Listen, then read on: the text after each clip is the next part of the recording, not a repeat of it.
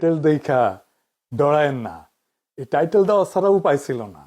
আমরা ভাবতেছি দেশের কি হবে, সবাই ভাবতেছেন না কি আসতেছে সামনে, ইলেকশন হবে কিনা, আওয়ামী লীগ আবার ফিরে আসবে কিনা, হাসিনা ফিরে আসবে কিনা, আপা ফিরবে কিনা।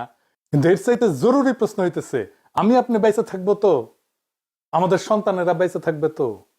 হাসিনা তো আমাদের সন্তানদের পাখির মতো গুলি করে মারছে, কিন্তু আজকের সরকারও মারতেছে আমাদের আর আমাদের সন্তানদের।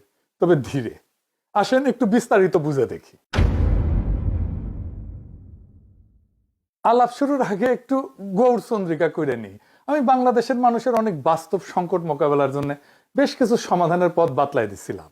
চাইলে প্রফেসর ইউনূসের সরকার অনেকগুলোই বাস্তবায়ন করতে পারত, করে নাই। আজকে আমি এমন একটা ইস্যু নিয়ে কথা বলবো যার ভুক্তভোগী আমরা সবাই, আমি আপনি সবাই।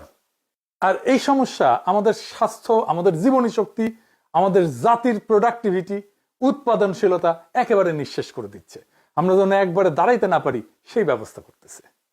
কি এটা? এটা হইতেছে বিষাক্ত খাদ্য। শুধু মানুষের খাদ্য না, পশু প্রাণীর খাদ্যও বিষাক্ত। আর সেইগুলো শেষ পর্যন্ত আমাদের শরীরে ঢুকতেছে। বাংলাদেশে যে পরিমাণে খাবারে ভেজাল, সেটা সম্ভবত পৃথিবীর শীর্ষে। কোন খাবারে ভেজাল নাই?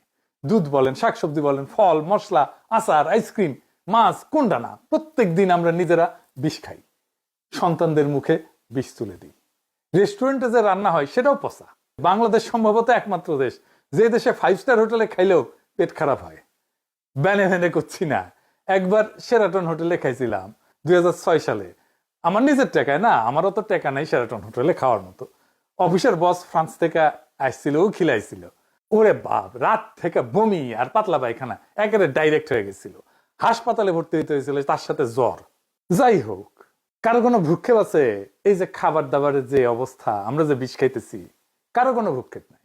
নিরাপদ খাদ্য এটা পাওয়া যায় মানুষের মৌলিক মানবাধিকার, এটাও মনে হয় জানে না কেউ। অথচ বাংলাদেশের খাদ্যকে পরিপূর্ণভাবে নিরাপদ করে তোলা সম্ভব 2 থেকে 3 বছরের মধ্যে। আমি গ্যারান্টি দিব এটাই হবে। এখন কেমনে হবে আসেন সেটা বুঝে দেখি।